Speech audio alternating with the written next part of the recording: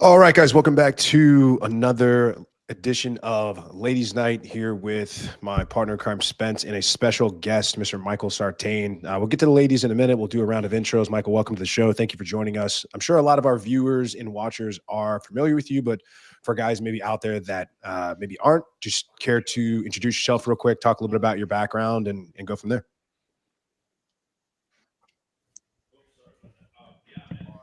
Coach. I'm a retired U.S. military officer. I flew Spec Ops for 5 years. I did counterintelligence for 2 years. And now I have an evolutionary approach to helping men level up when it comes to their networking life, dating life, communication, and all different skill sets, their leadership skill sets. So that's what I created this program 6 years ago. I've been teaching for the last 16 years. I just crossed 4,000 clients in the program. And so, yeah, man, it's just been a labor of love trying to help guys level up in all areas of their life. Although the main thing people ask me about is the dating. Killer. Yeah. Awesome. We're glad to have you. It's great to have you on the show, and we're looking forward to the conversation, your contributions tonight. Great. Ladies, let's do a quick round of intros. Like we said beforehand, just looking for, obviously, introduce yourself, say your name, how old you are, where you're based out of, what you do for a living, and then your relationship status. Alan, you're a returning guest. Why don't we start with you? Yeah, so happy to be back. I came on the show about a year and a half ago during the first year of Ladies Night, because I know that they did a reboot of it, and now Spencer is part of the cast here. The first time I came on, it was Moff and Rich that were the hosts that night. But yeah, I had a great time last time, so I'm back. I live in the Raleigh, North Carolina area. I'm 29 years old, and I work at events at a country club, and I'm single. Oh, and I've also watched every single Ladies Night, so interesting fact. Super fan. Number one fan. Love it. Yeah, I've actually been watching Rich's content since about 2017, I think. It was when it was one of the ones that he did early on about dating, like women to avoid. I remember seeing that when it first went viral, but I've watched him periodically, like on and off, ever since then. So that's when I first found out about him. Yeah. Cool. Yeah, you got me beat by a couple of years. That's interesting for sure. Yeah. Cool. We'll certainly circle back and come to that. Good stuff. Megan, you're up.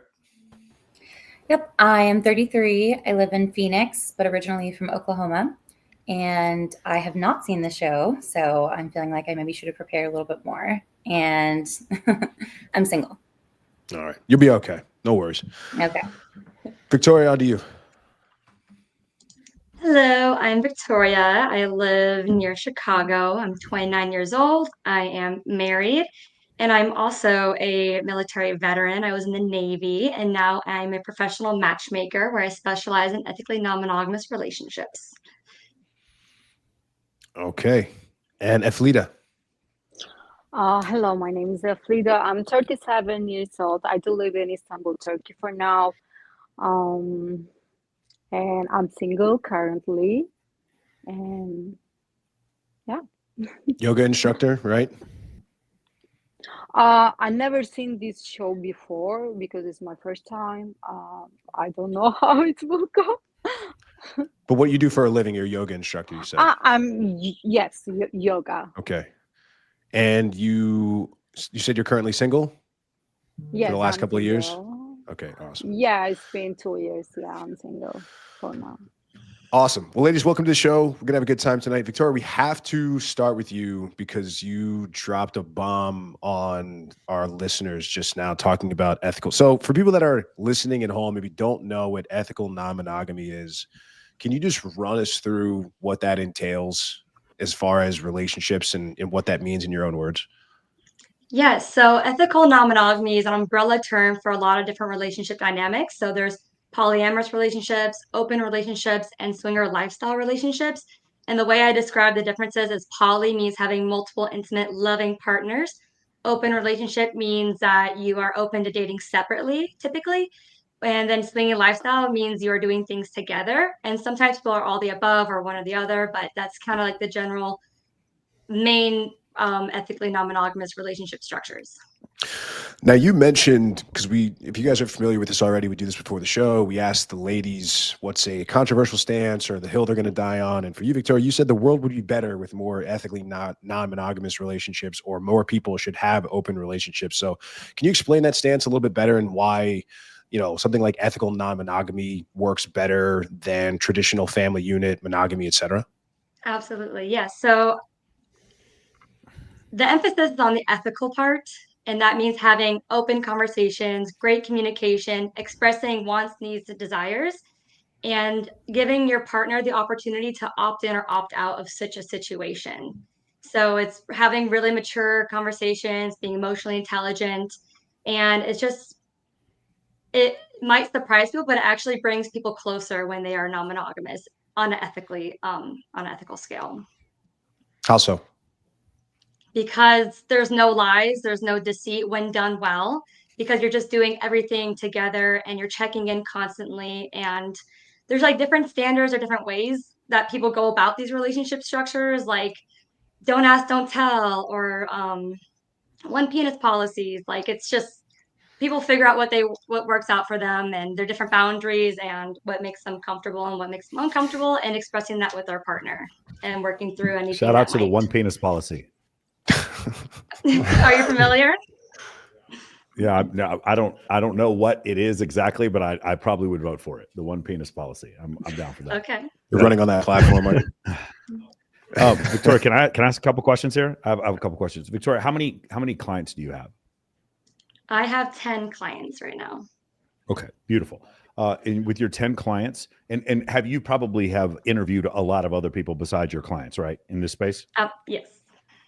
Okay, people go into a polyamorous relationship. I know what I've seen dealing with my clients. What have you seen is it the man who's saying, let's get into a polyamorous relationship, or is it the woman who's saying, let's get into a polyamorous relationship? What have you seen more? I see both. And I would say oftentimes it's men who are interested. Actually, you know what? It really is a balance. So men are interested in opening the relationship for more sexual experiences, but oftentimes women who are bisexual want to have sexual experiences with other women while they're still partnered with a man. And so they have that conversation and they figure out what they can do to make that work. So that's, I mean, what you're talking about is polygyny. And so you're talking about a man with multiple women, or a woman seeing another woman. What I'm talking about specifically is polygamy is having multiple wives. Polyamory is having multiple loves. The polygyny. I said polygyny. Sorry. Polygamy. Okay. Yeah. Illegal. Right. Okay.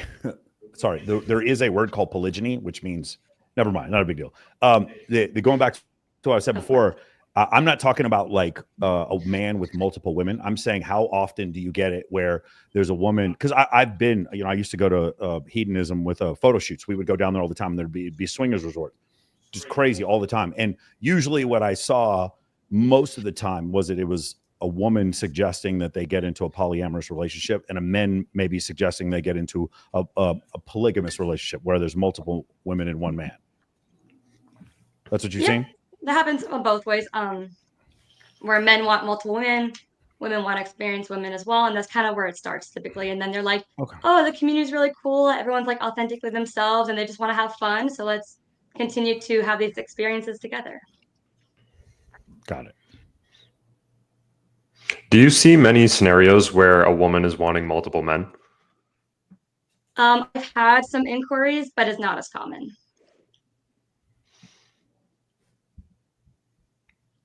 Interesting. Yeah, I mean, it kind of goes against biological nature, right? I mean, there's sort of a reason I think we've seen. I mean, when men generally do not like to share their women with other men, their evolutionary practice at play. We talk about, why guys want to ensure their paternity. They want to know that the woman that they're going to have sex with or kids with, it's going to ensure that they have offspring. Let's take a quick, like a pivot. So you also mentioned before the show, we'll come back to that, but you mentioned before the show that you mostly coach men. So you do the E&M stuff, but you're also a dating coach for men. Yes. Why? Because there is an abundance of men, and they almost always need help with something. There's always room for improvement with them in some kind of way. And I think that's also common in traditional dating as well. But because there's such an abundance of men, they need a lot of help.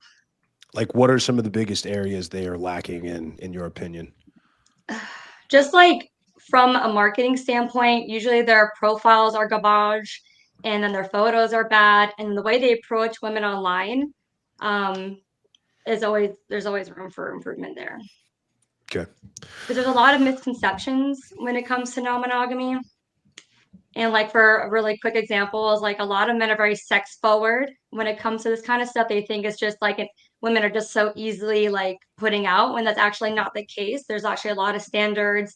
Consent's really important, and being treated like with respect first before being, moving to that kind of level in the relationship. Do you have any pause? Does it give you any pause that you're not a man, so therefore you don't navigate or see the world or experience the world through the lens of a man, and especially when it comes to dating, but you're acting as an authority on men's dating? You don't have there's no qualms with that with you?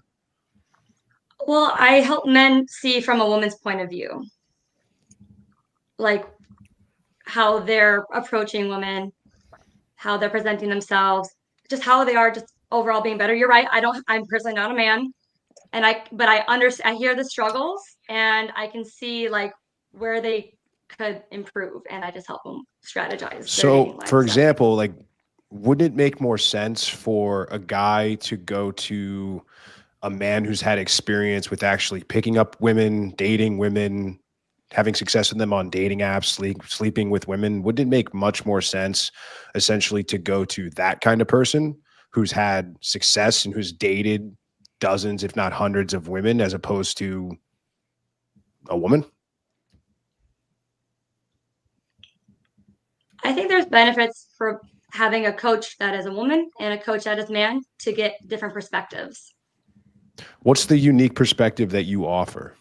Like, what, just because I'm trying to drill down, like what makes you a better coach than a man that's actually dated women?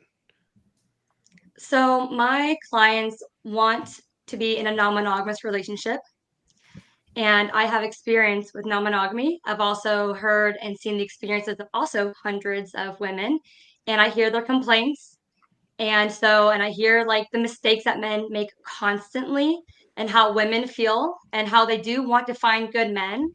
And so I take that information and I help men streamline how to be better because of the opinions and the experiences of women. Because we are the one that's on the receiving end of men approaching us, talking to us. And so I'll say that. Okay. Let's put a pin in that and come back to it. So I want to go to Megan, because Megan, you said you're the opposite. Like, you're on team monogamy.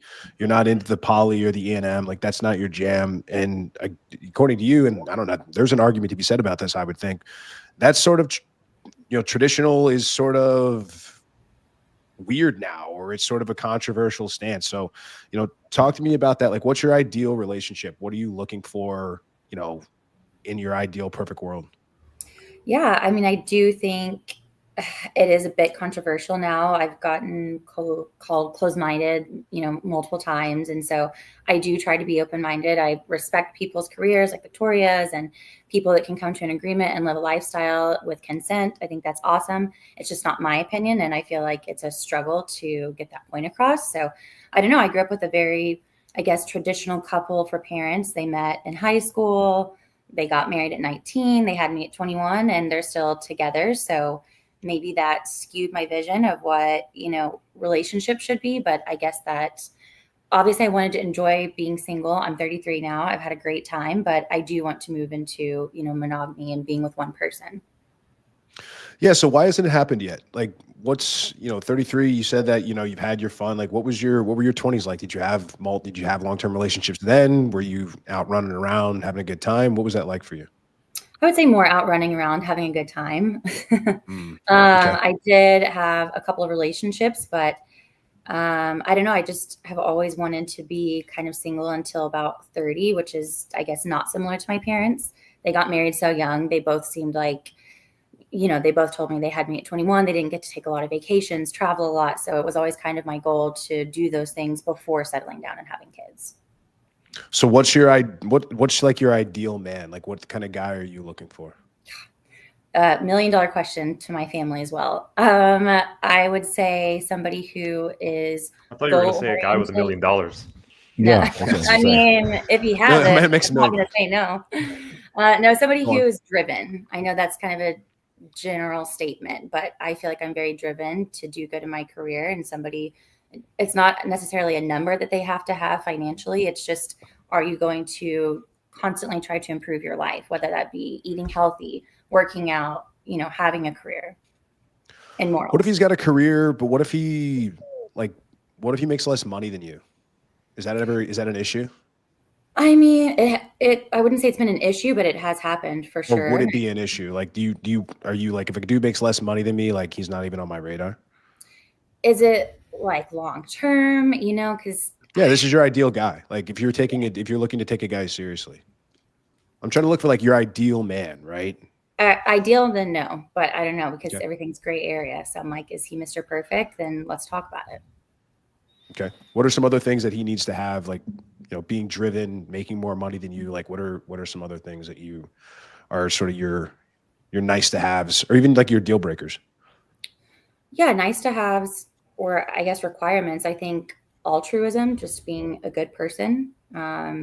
I'm from Oklahoma again, so I feel like guys open the doors for girls. They have manners, how they talk to people. I don't care if we're at McDonald's, not just restaurants, are they kind to other people? That's really important for me.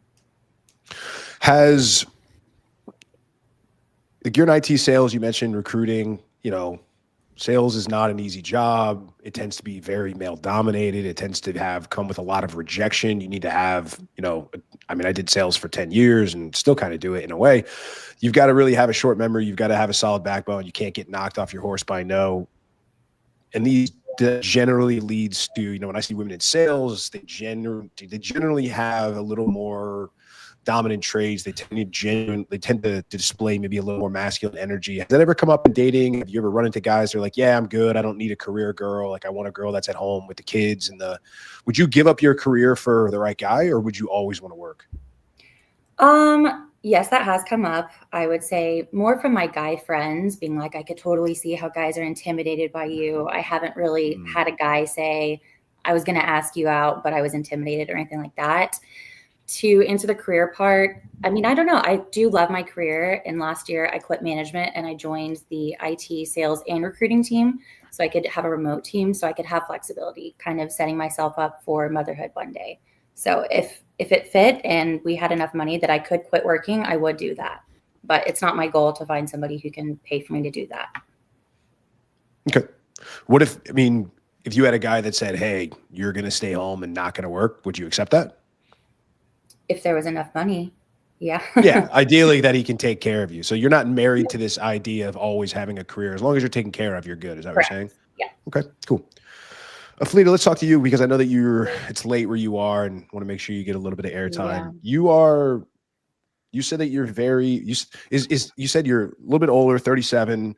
You've been divorced before. Is getting married and having not kids technically. again? No. I wasn't married. It's like not like technically I was married. It's kind of marriage, like it's But you said you were not married on like paper. official. Yes, but Which is legal. It wasn't official. Marriage. Yes, legal, but for me it wasn't. So yeah. So how does that? How does sounds that? great. Like, explain that to me. Yeah, right. I mean, like, on paper and recognized by the I state. couldn't That's have a amazing. I get half wedding, his stuff and we're like- not even married. That's fucking amazing, bro. How do we do that? It's a great thing. Yeah, yes, but I couldn't have a wedding, like actual wedding. So that's why for me it wasn't a marriage. The signing things, I don't think it's a big deal for me. That's why So I'm the party I'm is more important than the marriage. What do you mean? The party, I'm not the a wedding. party person. No, it's like I don't know how to describe, but for me, it wasn't a marriage because my culture is very different than yours. So without wedding, I cannot say I'm married, you know? Got it. Okay. Let's just, for the sake of argument, you were married. You're now since divorced.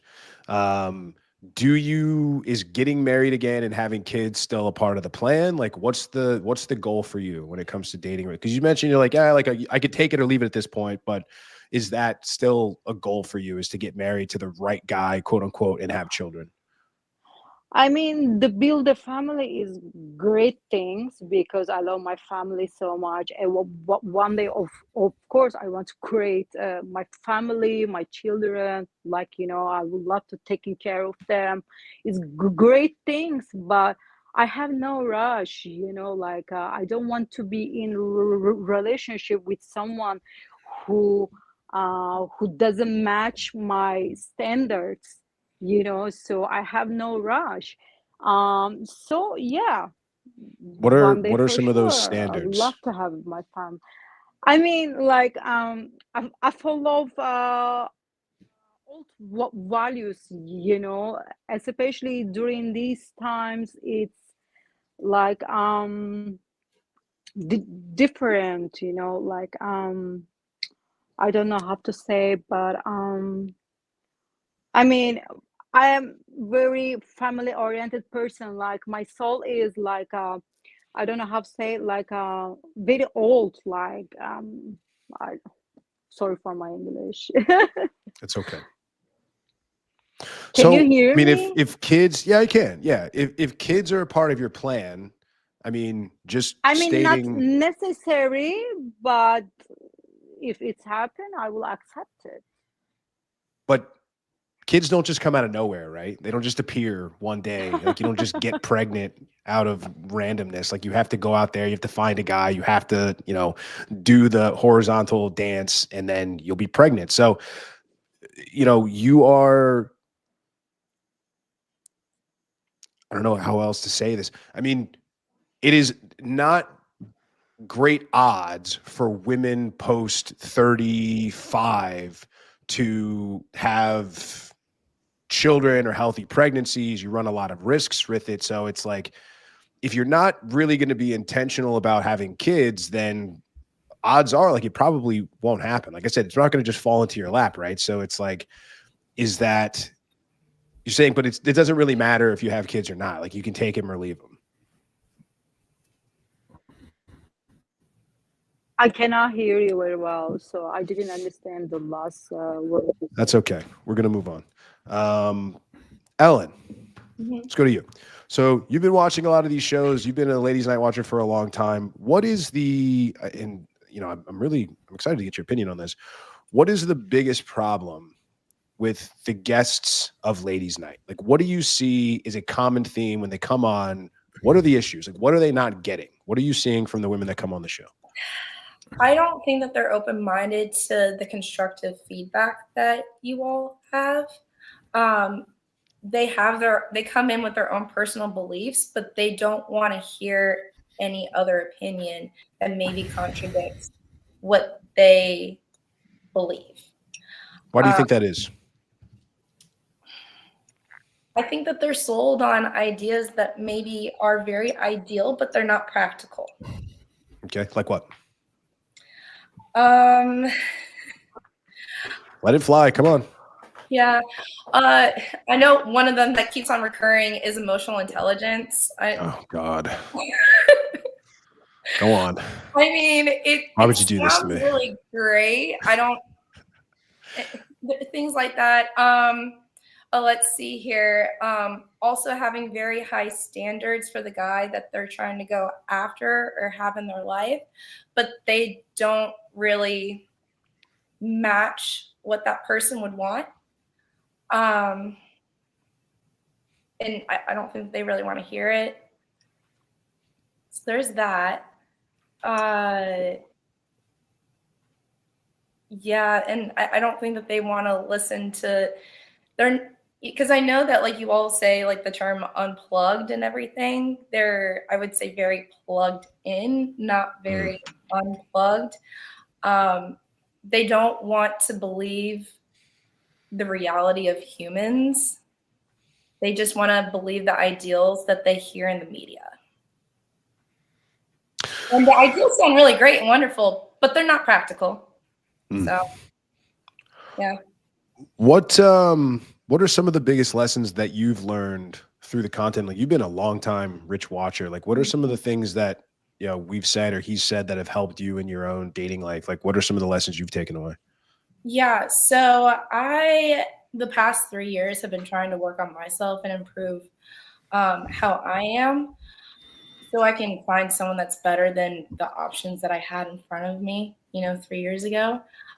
Because prior to, like making changes in my life, well, first and foremost, I had to change jobs because my old job was very high stress and there was no way I could actually focus on myself. It really, I learned a lot because I worked around a bunch of retirees that aren't really about what the mainstream kind of says. They're very honest about stuff and they would give me their feedback. I didn't want to hear it. I mean, it's very similar to what Rich says on his shows all the time.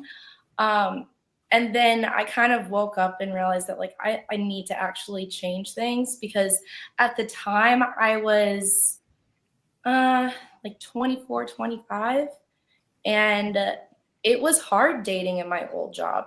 My schedule was all over the place, and one of the main reasons why a lot of guys didn't want to date me was because of my work schedule. And so I had to find a new job, which I eventually did. I'm very glad and fortunate of the place I work at now.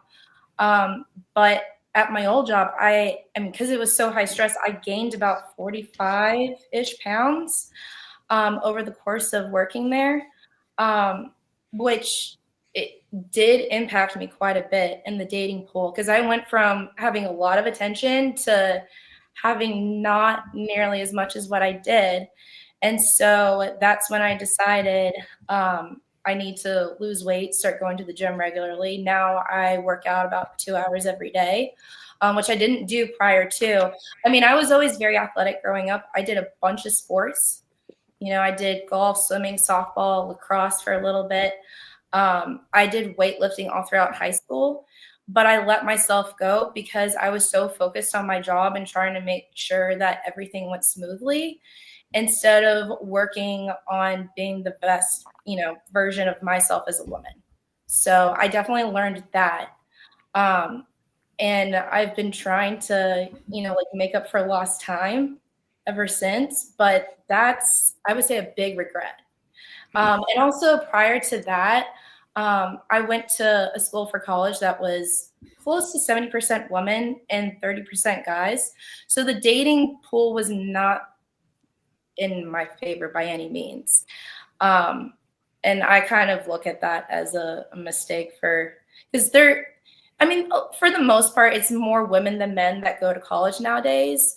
But obviously the proportion is different at different schools. And I chose a school that had a much higher proportion of women than men. And a lot of the men that did go to the school that I went to, there was a big chunk that were gay. So that really narrows the pool down for the amount of guys that all these girls are trying to chase after. So it was kind of close to impossible to find a guy that I really wanted to be with. Very self-aware of you. Yeah. Spencer and Michael, I know you guys are having some internet issues over there. So, I mean, I don't know if you guys so if there's anything you guys at any time want to chime in, like, please feel free, ask questions, that sort of thing. Okay, cool. I see you guys like popping in and out. So is there anything you guys have for the panel before we move on, or any questions you want to ask before I kind of bounce? Yeah, because I do. Victoria, real quick. So this is what I've seen, and you can just tell me if you've seen something different. Whenever I see a couple and then there's a suggestion of polyamory, it tends to be what I've seen: men trying to keep their wives, not being able to keep their wives. It's usually the wives who come and say, hey, I would like to sleep with other people. And instead of getting a divorce, they go to polyamory. That's what I've seen, like the vast majority of time. In fact, I don't know of any polyamorous couples where that wasn't what happened. Maybe you've seen some where it was something else. But generally, that's what I've seen. Have you experienced that as well?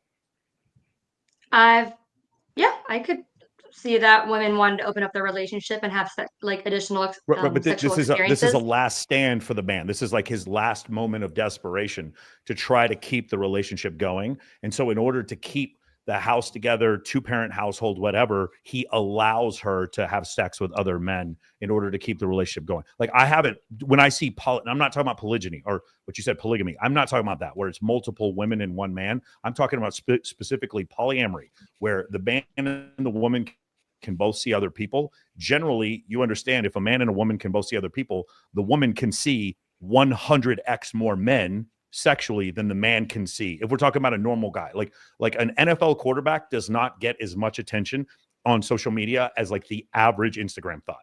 Like he does not get that much sex thrown to him as much. So whenever I've seen these polyamorous relationships, and I'm talking maybe 100 of them that I've seen, it's generally a woman who realizes she has a ton of options. It's generally like maybe near the end of her reproductive career, so like early to late 30s, somewhere in that area. And then she's like, I want to leave, or I want to explore these other things sexually. And then the man allows polyamory from that.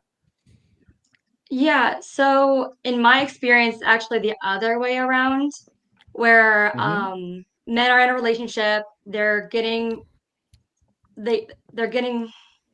outgrowing their relationship, and they think that they can get other women so easily.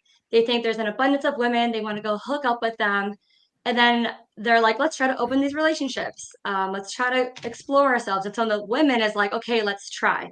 And first and foremost, if that is kind of where you guys are at in your relationship, opening up is not the way to go. You need to be strong and have a good foundation, because oftentimes what happens, they try to find like a woman and they think like a threesome is going to save their relationship, and it's not.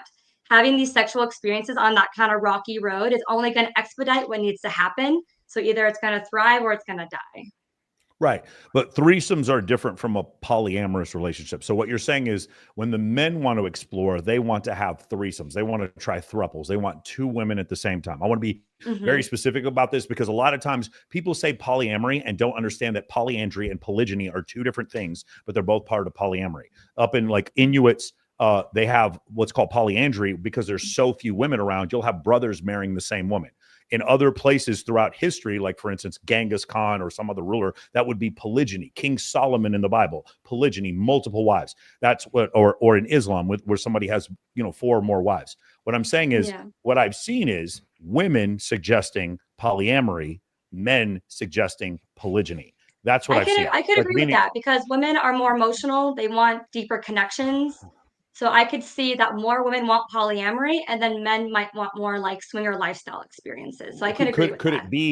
Could it be that I personally don't think most heterosexual men want to watch the mother of their children be fucked by some other dude. That's just me. I'm talking 3 standard deviations.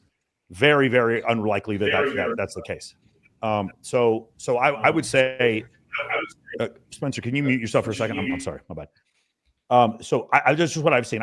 When you say swinger relationships, because I know I have a friend of mine. She's been poly like for the last couple of years, and every time she starts dating a guy, he's like, "Okay, I understand. I'm going to be poly, and that's part of the contract. That's the negotiation, the compromise I have to make to date this beautiful woman. But in exchange for that, like I get to see other women at the same time. But the problem is for men."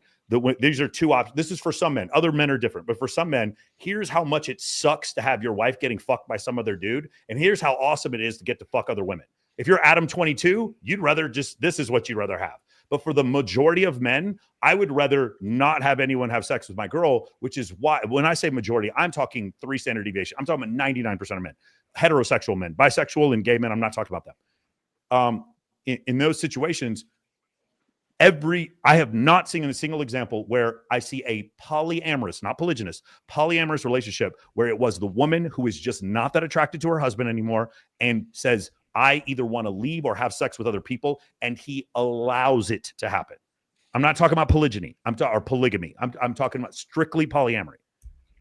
Yeah, there's so like in my experience in non-monogamy, I've heard it all, and that is an experience I do hear every once in a while. So I'm confused what your question is. Yes, it's true that does happen, but not majority of the time, I would say. Awesome. What do you think about the notion, Victoria, that women show their commitment through sexual exclusivity and men show their commitment through provisioning and resources and protection?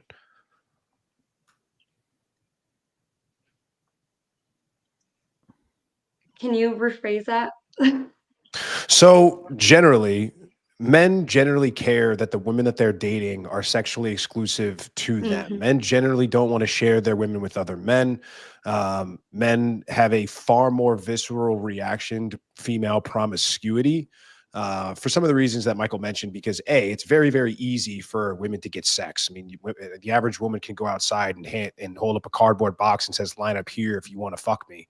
And she'll have, a line around the block within a couple of minutes, but there's pretty much no man on the planet other than the 0.001% that could do the same thing. And even then, the volume wouldn't even match it. So men generally have a visceral reaction and a far more adverse reaction to promiscuity than women generally do.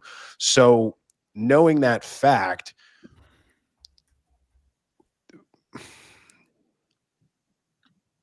the men that you coach, are you saying they're generally okay with their women stepping out or their women seeing other men? Yes. Or are they doing that because they have to? Because so typically I have okay, go ahead. single men who want to be non-monogamous. So they want to have the equal balance experiences. So that's something that I actually, when I take on clients, it's actually one of my requirements is that to work with me, you need to be open on both ends. So if I get a client that's like, I only want her to be exclusive to me, but I want to have an abundance of women, that to me is not fair. Why is that a problem? Because she should also, it's like unfair. She should have the same experiences and opportunities that he has. For fun. If men and women aren't the same. She does have the same experiences. We fuck women together. We're having the same experience. Yeah, that is one understand. experience. But if you No, have an we're abundance both having of sex with women, women together. I don't understand. Yeah, you can have. Seems very fair. I mean, it's not fair if she has to be exclusive only with women, and then you can have women, but she can't be with men. Well, why do relationships have to be fair?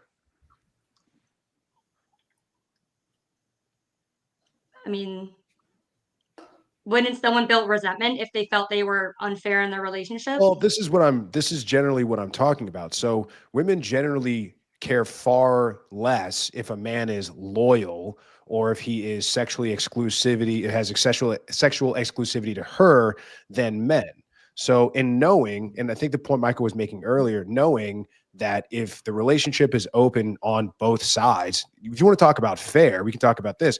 If the relationship is both open on both sides and women have the ability to get 100 times more attention in sexual partners than the man, how is that fair?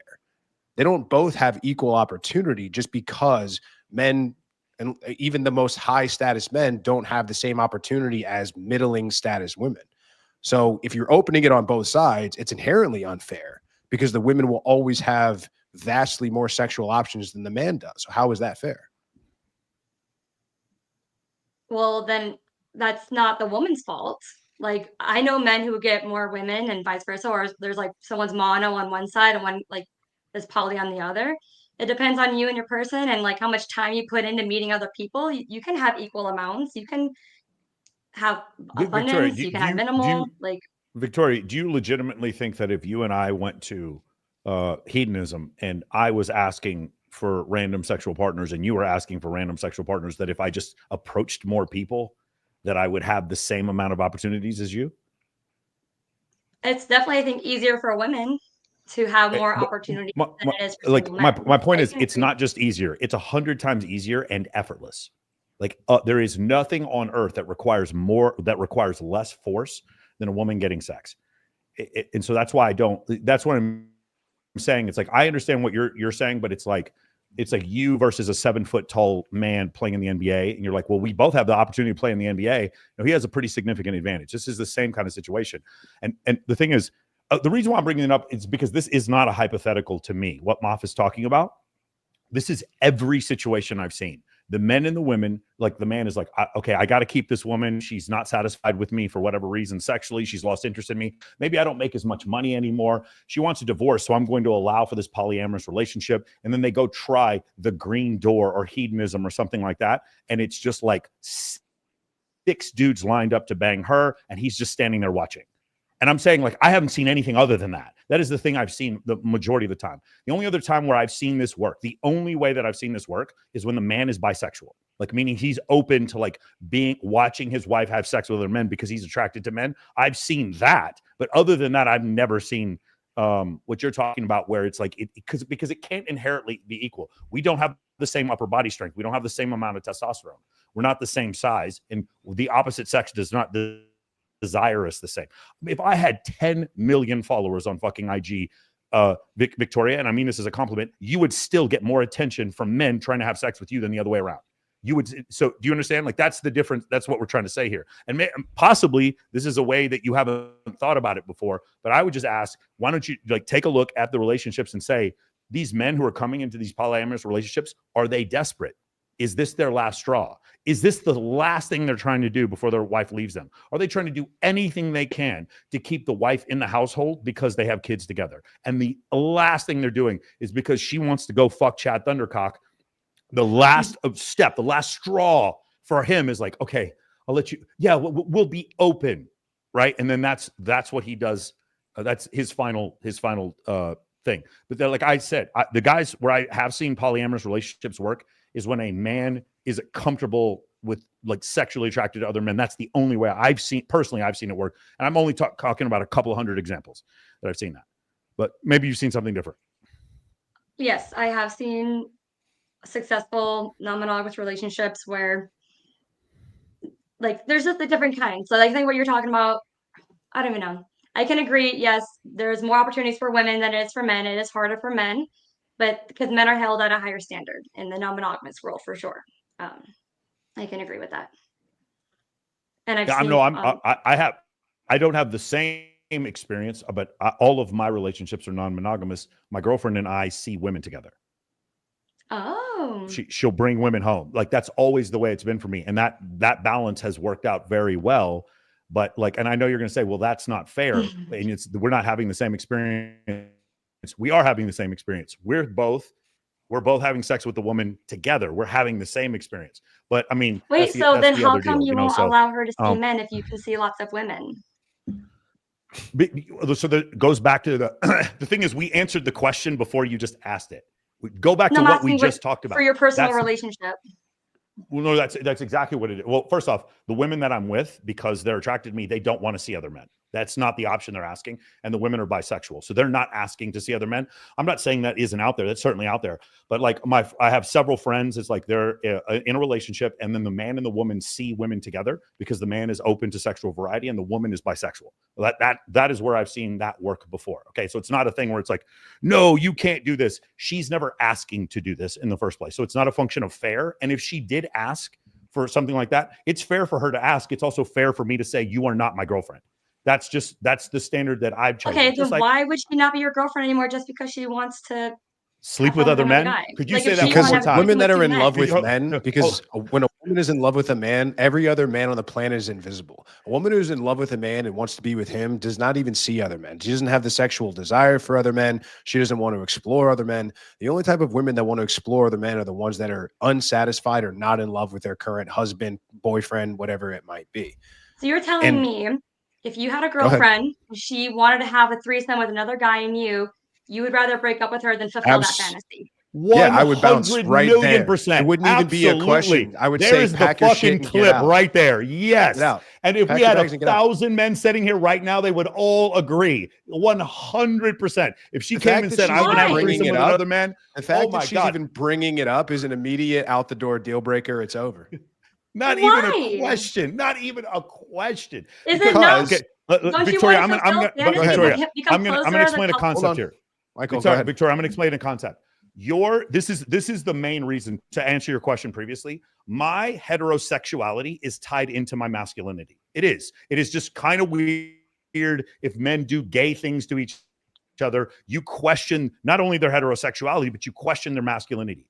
Your femininity is not tied to your heterosexuality, meaning you can have two straight women kiss each other on their birthday and no one freaks out about it. That is the main difference. That is the significant difference. Like, and you will even admit in your line of work, women kissing other women is not derided. It's not even seen as weird in general. Men kissing other men, you probably have clients who still think, and again, I'm not here to berate homosexual men. I'm just here to say that it's seen in a very different light, because for my identity as a heterosexual man, part of my heterosexuality is, or part of my masculinity is my heterosexuality. For women, it's not the same thing. You can be extremely feminine and kiss women.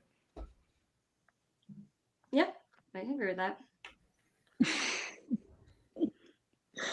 But I don't think we're getting to the crux of the argument, right? Like the Yeah, reason Michael's that answer my question. Like, why would you rather break up with the love of your life just because she wants to fulfill a fantasy? Yeah. So I'm gonna speak on this from an evolutionary standpoint. Yeah, I'm gonna speak on this from an evolutionary standpoint. So there's a great book on this, Victoria, I'd love for you to read. It's called The Murderer Next Door by Dr. David Buss of the University of Texas at Austin. And he goes over this concept. Male jealousy is the reason why it results in violence more than female jealousy by about like 8 to 1, partially because of testosterone, is because men who did not experience jealousy ancestrally were raising other men's kids. And so their non-jealousy gene did not get passed on. And while the man who was sitting there trying to have sex with multiple women, his gene did get passed on. So that's the reason why. So the answer is, through evolution, natural selection, I am fucking enraged by the idea of another man putting his penis anywhere near my woman. That's the reason why. Like, to the point of murder. Like, that's the case. Now, I'm not saying I would do that, but if you think that, and here's the thing, Victoria, the vast majority of men experience the world the way I do. That is how they, now, realistically, if I saw a woman and I was dating her and she cheated on me with another dude, I would just break up with her. It wouldn't be a murderous feeling, but it would definitely be, I'm going to get away from her. But the reason why I'm going to get away from her is to avoid that. Is to avoid being in a relationship where I go back and forth to a woman who disrespects me like that. Again, it was Tupac who said to Biggie, I fucked your bitch. It was Future who said, I fucked your bitch in some Gucci flip-flops. This is how men humiliate other men by having sex with their woman. Is there a double standard? Yes, there's a double standard. 100 million % there's a double standard. There is, because there's nothing easier in the world than for women to get sex. So again, you have every right. By the way, I'm not telling you you're wrong, Victoria. I'm saying there's nothing wrong with a man who doesn't want his woman having sex with other men. Having sex with other men. And if you're saying, well, then that's not fair, that's fine. It's just, I know hundreds of couples where it seems to work out pretty well when they're polygynous, because there's not another man in there coming in trying to like again, the idea of another dude having sex with my girl, like, I can't think of I'm trying to think of anything that would make me angry. It's visceral mugging disgust. my mother. Yeah, someone mugging my mother would just be above that. Like, that's the level that I would feel. And if you think that my experience is unique, please consult the book that I just gave you, which goes over the concept of homicide over the last 3,000 years. That is what the majority of homicide is. It is men killing other men over women, number one. And number two, in certain states, especially in the South, if a man caught a woman in the throes of passion, his wife, and he murdered that man having sex with his woman, he would not go to jail. Please look it up if you don't believe me. Because that is the natural, because men's proclivity for violence when it comes to jealousy is 100x more than women's. Now, 100x, 10x more than women's. Okay. And I'm not even saying it's right, but you're asking me the question. And it's like, I don't like pickles. I don't particularly like shellfish. And the idea of a man putting his penis in my girl is anathema to my entire existence. Does that make sense? So you're worried about the other guy being better than you. Like, you're worried about you're jealous of the guy. Do you see what you just did? Hold on. Victoria, do you see what you just did there? So I just gave you an example. Played the insecurity based card. On the concept. Yeah, but based on completely on evolutionary principles and PhD level studies. And your response is to say that I'm insecure. It's not about me being insecure. It's about, okay. Didn't she just say insecure? I thought she just said that word. Anyway, I said she's point playing the insecurity card. She didn't say the actual word, but we're implying. Yeah. But are they not? Hold on. Let me ask you, Victoria, let's just get this on camera. You're saying they aren't. What percentage of total homicides do you think there's a man killing other man over a woman? What percentage of total homicides do you think that is? I'm sure it's high. I don't know specifics, but I believe it. It's probably 50%, I would say. Yeah, probably. Now, so here's the thing. Going back to what I said before, the insecurity thing. It's not that I'm insecure. It's that, like, you have to understand, evolutionarily, subconsciously, from a genetic standpoint, someone else the alleles of this man and the alleles of the woman that I pair bonded with may come together and form a zygote, which turns into an embryo. And then I am raising someone else's kids. That is a legitimate concern for a man that 3,000 years ago, 50,000 years ago, and today. So because our biggest of that, concern. That is why internally I should feel just like, again, you know, if you grab a hot stove, no one has to convince you to take your hand off it. You know, from evolutionary pressures, this heat is not good. If you feel pain and you pull your hand away. If all of a sudden you're in a room and the boa constrictor, like humans know that snakes are dangerous inherently. They don't have to be taught that they're dangerous because it's an evolutionary response because of our ancestors being afraid of snakes, spiders, sharks, fire, fear of heights, etc. The smell of sulfur, the smell of rotting flesh. You don't have to teach people those things. Those things are inherent. Well, another thing that's inherent is men not wanting their female partner to be inseminated by another man. And in fact, this is so true that you even see it in other mammals, other primates like gorillas, and you also see this with elephant, bull, seals, and tigers and lions. This is where they will go and commit infanticide and kill the cubs of the other men. This is how strong this whole idea has been ingrained in human psychology and mammalian psychology for the last 178 million years. So I'm just, you asked the question and I'm trying to give you an honest answer. It has nothing to do with my personal insecurity. If I was with a girl and she wanted to see other guys, I would politely call her an Uber. That's it, politely. I would not yell at her. I wouldn't have any issue. I would just understand that what she wants and what I want are not in alignment. That's totally fine. And there are women out there. Some of them are some of my best friends. These women sleep with multiple men at the same time. And I have a friend of mine. She's a female porn star. Her husband stays at home and she goes and films with a bunch of other guys. She's been on my show several times. Love her. I go party with her all the time. I would never accept that relationship from me personally. I don't hate her. I'm not saying that's the issue, but there's definitely nothing wrong with me dating a bisexual woman who's interested in seeing other women, and we see women together, and me thinking it's strange that she would even want to see another dude. I'm just saying you're missing out. You're going I a am lot not like missing. in the past. Okay, and I am not missing out on. I think you're just What's up? taking it like. You're saying that I'm missing out on watching my girl get fucked by some other dude, just for the TikTok clip. I'm missing out on watching another guy have sex with my girl. It's just like a fun experience to have a threesome. Like you've had lots of experiences with women and threesomes. Like it's just the same thing to have her. But Victoria, like, we're not the same. Our brains aren't the same. Our sex drives aren't the same. We're not the same people. We're not even, we're completely different. Men and women are fundamentally different in the way they think about mating and sex.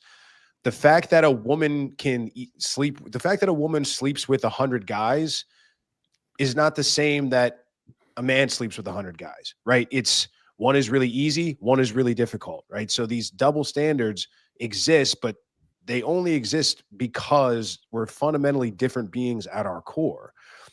What Michael is trying to explain, and what he's spot on, is that men have a visceral evolutionary aversion to sharing a woman with another man. Why? Because if we can't ensure that the kid we're going to raise is ours, that means that's the end of our DNA. That's the end of our bloodline. We cease to pass on our genes, which is really the only reason that we're on this earth, is to create and make more people.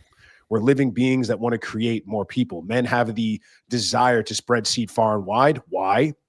Because the more that you spread, the higher likelihood that you're going to pass on your genetic legacy. If you end up raising a kid that isn't yours, your genetic legacy ceases to exist.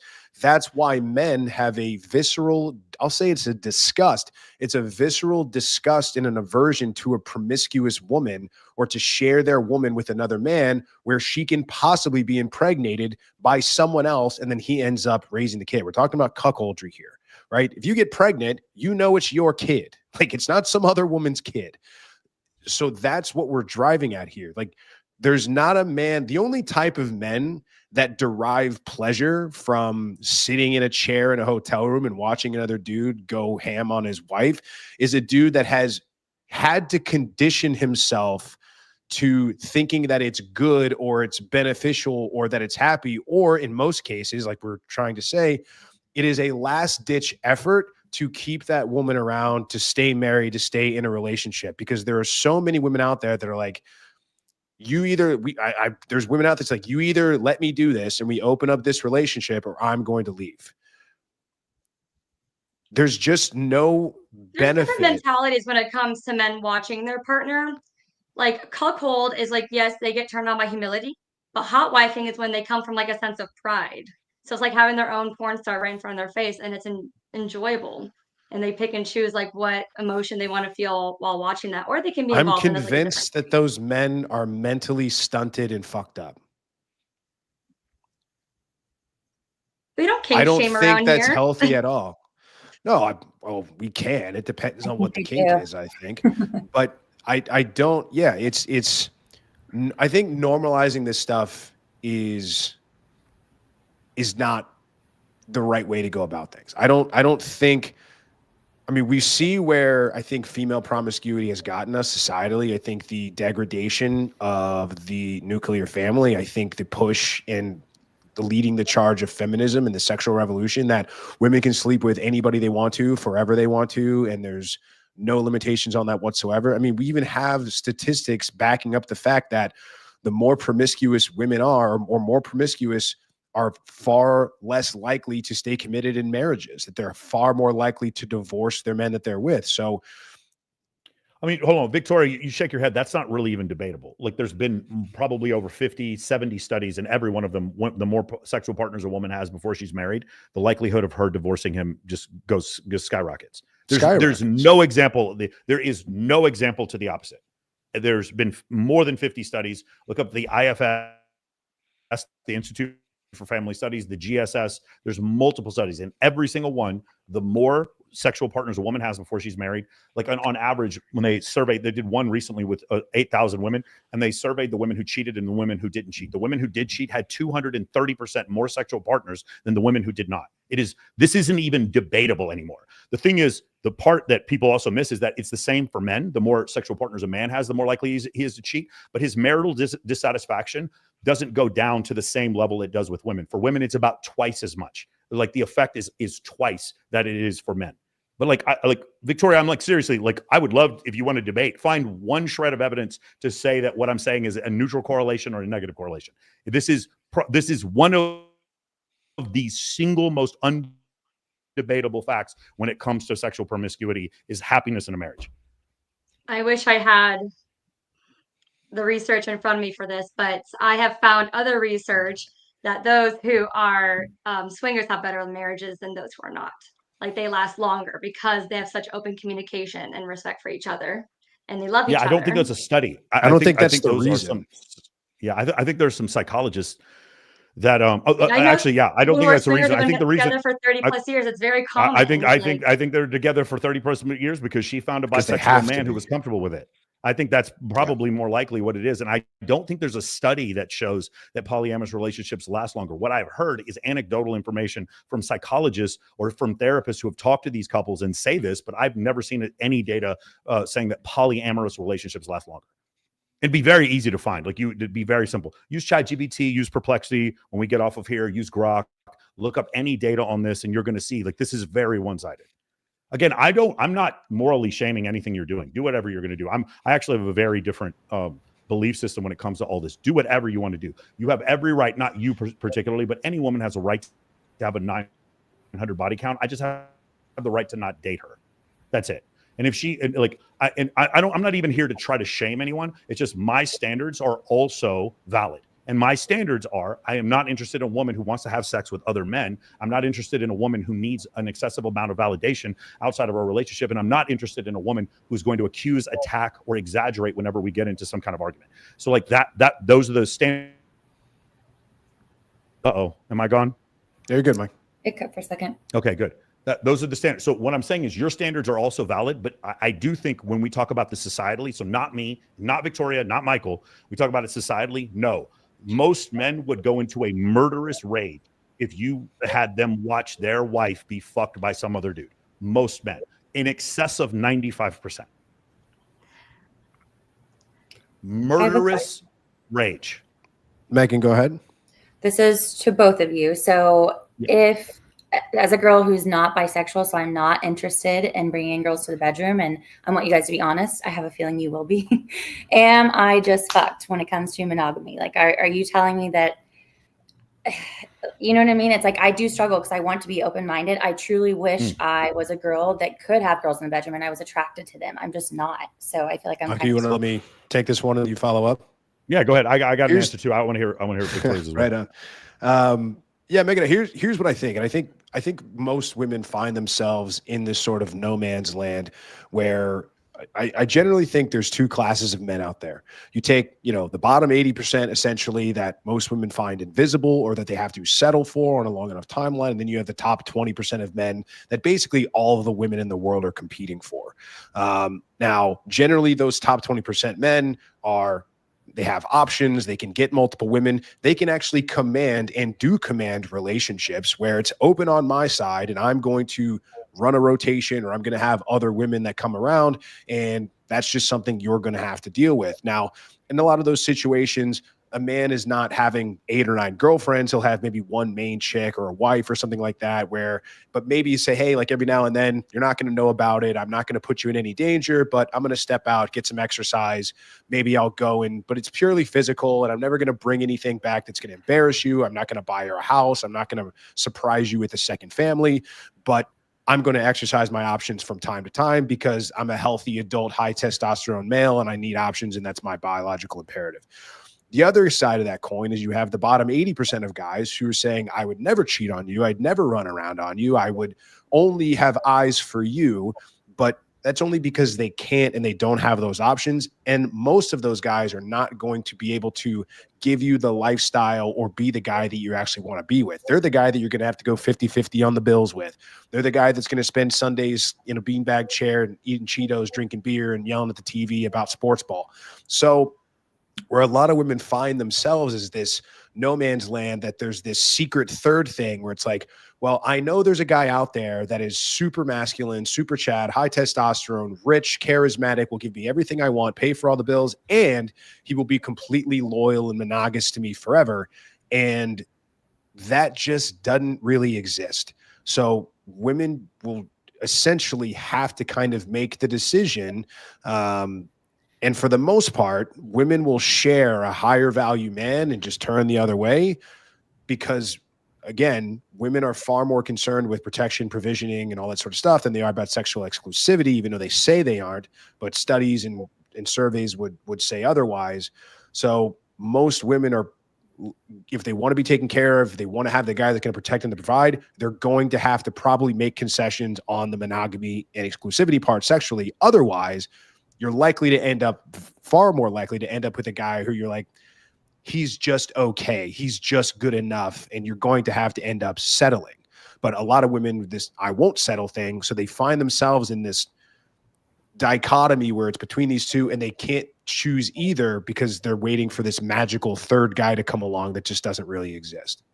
Mm-hmm. The safe guy.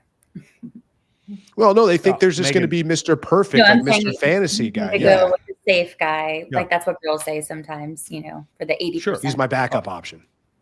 Yeah, Michael, go ahead. Megan, you're a pretty girl. I know I personally know thousands of men who would absolutely be loyal to you and would treat you extremely well, and you aren't interested in any of them. That's that is absolutely the answer. Megan, the average guy in the United States is how tall? Oh God. What do you think? I don't know, but I like 6 feet, so I don't know that. There average. We go. So he's 5'9", so 6 feet. 5'9", that gives you 17% of men that you have to choose from. 17%. The average guy in the United States makes $59,000 a year. How does that sound to you, Megan? That's wild. Is it wild? So you want a guy who makes $100,000 a year? That's 14% of men in the United States. So it's not 17% and 14%. It's 17% times 14%, which is 2.3% of men who are 6 feet tall and make over $100,000 a year. Do you understand? Mm-hmm. This is not a function of are you fucked? This is a function of economics. And so the problem, like what he said before, it's like, if you have these things going for you as a man, if you have options, you have so many options that it's very difficult, especially if you're a guy who was picked on, derided, picked over, friend zoned by women in your 20s. And then when you get older, and most guys, and then you get older and now you're in shape, you're a solid leader, a great public speaker, and then you run a very successful business. Now you're like, hey, when I was 23, I would have settled for any of you girls. I would have married any of you who even looked at me twice. And none of you wanted commitment from me at all. And now I'm 47 and you're telling me I have to commit right now. Wait a second. Any of you could have had me before and you chose not to. And now that you want me, I'm being shamed and being called terms like Peter Pan for not wanting to settle down. Whenever time I look, the number one way for a woman to become a millionaire in the United States is inheritance or divorce. Inheritance or divorce. Anyway, so just go back to what I said before. That's the issue. So what I would say is I frequently hear women say, men, know your lane, know your spot. Stop trying to talk to girls out of your league. I personally don't agree with this. I think there's easy ways for men to date women way outside of their physical attractiveness level through using things like pre-selection and social proof. But women consistently go on TikTok, find hundreds of videos where women are like, dude, you chopped men.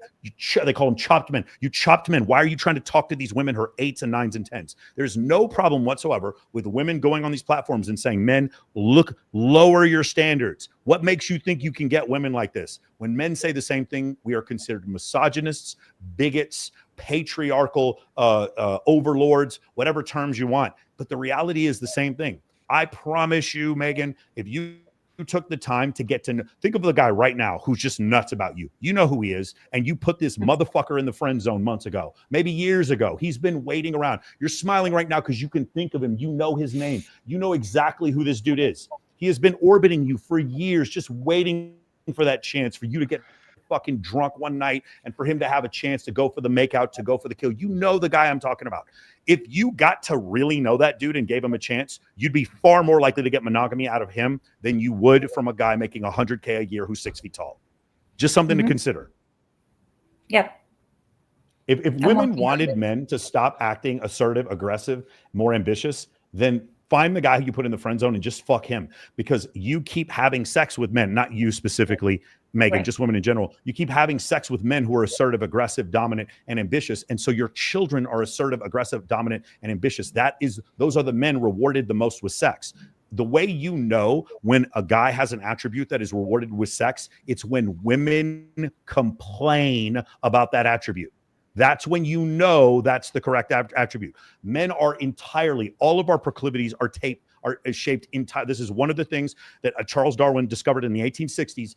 All of our proclivities are entirely shaped by the desires of women. We are the way we are because women kept fucking men like us for the last 200,000 years. That's the men who have the bigger upper body muscles, the men who were able to provide, to provision, to create fortifications, to protect her offspring. Those were the men who were rewarded with sexual access for the last 200,000 years. And now what's happened, unfortunately, is that women have gotten to the point where they have such an egalitarian nature. And by the way, I'm not against that at all. I think women should be able to vote. You're not getting any of that shit out of me. I'm saying what's happened is now we're at a situation because of Title IX where 60% of college enrollees are female. And in several places, in Scandinavian countries and certain municipalities in the United States, women outpace men as far as income. The pay wage gap is going to be flipped. For women who don't have children, I almost guarantee you the pay wage gap is going to flip in the other direction in the next decade. You're going to see women without children making more money on average than the average man in the next decade. And so the pay wage gap is also this victim mentality that women use with the pay wage gap. That's going to be gone in the next decade, completely gone. And so when that happens, what you should see is more women saying, you know what, I make more money. I can now date a man who makes less money. And we never see that. In Scandinavian countries like Norway and Sweden, when women make more money than the men, they want men who make even more money than them because it's this genetic proclivity. So women wanting men who make more money is the same proclivity as men not wanting to see another penis go into the mother of their children. It's the same. It's just a genetic proclivity. But when women have these preferences, they don't understand it comes from their genetics. But when men have the same ones, like jealousy, then it's like, well, no, your jealousy is based on immaturity. No, it isn't. My jealousy is not based on immaturity. It's based on natural selection and DNA. That's where it comes from. Yeah, we drive that home a lot. Megan, like it's the same driving force. You're not fucked. Okay. Sure. The same driving force that is telling men to spread their seed far and wide is the same biological driving force that tells women to settle down with your best top man and be monogamous to him and have kids with them. But only one of those is shamed, right? Only men are told to stop being knuckle dragging cavemen and control your urges and be a man about it. But it's the exact same urge that men have that women have. It's just the opposite. So, in lack of a better word, in lack of better terms, like our mating strategy are adversarial. Like essentially in a relationship, one person has to lose. Either the man has to commit to monogamy and he has to give up his proclivity to spread seed far and wide, or the woman has to essentially share her man to get provisioning, protection, and all those sorts of things. So, but I agree. You're certainly not screwed at all. I think it's a good question. I think you're asking the right questions. I think the tough part that women are sold these days is that you can have it all. You can go and work forever and you can make all this money and become incredibly educated. And then there's going to be this line of dudes out the door once you've gotten the promotion and once you've spent 20 years as a VP at a bank or whatever. And you've got these rich, successful guys that are super impressed with your degrees and the money in your bank account, your accolades, when those guys are chasing after 20-year-olds that need to use a calculator to add, basic addition. Because that's not what guys really care about. They want women that are fit, feminine, fun, friendly, and that are adding value to their lives. And a lot of women aren't being told that. They're told, like, be bitchy, be hard to get, challenge him, step up and, make sure that you are pushing him to be better. The top shelf men out there don't need to be pushed to be better. Like guys that can get women, they don't need women telling them, hey, like you need to put the video games down, or are you going to go to work? Are you going to do your job today? They just do it because they know that they have to, because there's somebody else out there that's coming after the same pot of gold they're after. There's somebody else out there that's trying to get the same women that they're getting. So that's just what it comes down to. Victoria, you're making some faces during that. I want to get your thoughts. You're muted. There you go. You guys kind of talk a lot about spreading your seed, and that's like your main thing. And I think it'd be more interesting to hear about like today rather than like your genetics. But that's what I just said, right? Like it should be like what your mentality is now, like today, not like what cavemen did. Right. But the problem is you don't seem to recognize that your mentality is based on what your caveman ancestors did, and that's where your proclivities come from. It's just when you see those same proclivities in men, you think that they're immature. They're not immature. All of society is downstream from genetics. All of society is downstream from natural selection. And so that's why, like, for instance, your desires for men, you think that they're natural and they just came to you from some ethereal spirit. No, they came to you because that is what your female ancestors desired in men.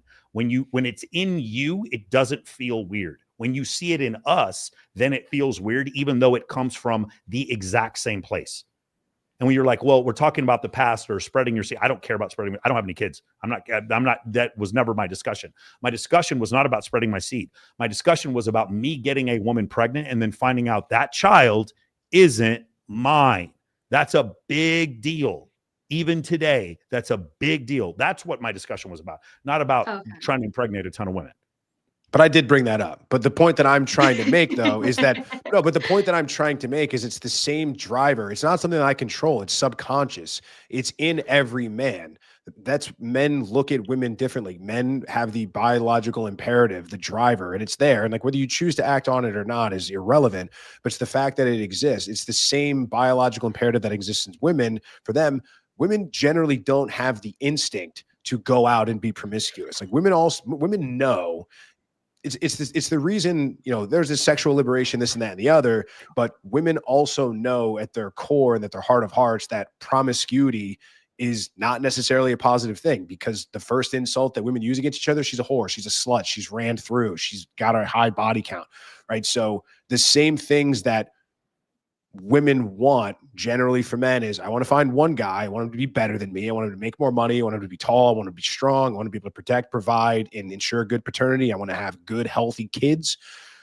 That's all a biological evolutionary driver, right? So, you saying like, oh, well, you guys need to not be cavemen. It's like, if I were to, I could say that to you, like, well, you need to not be a cave woman and want to settle down. You need to just settle with a dude that kind of sucks.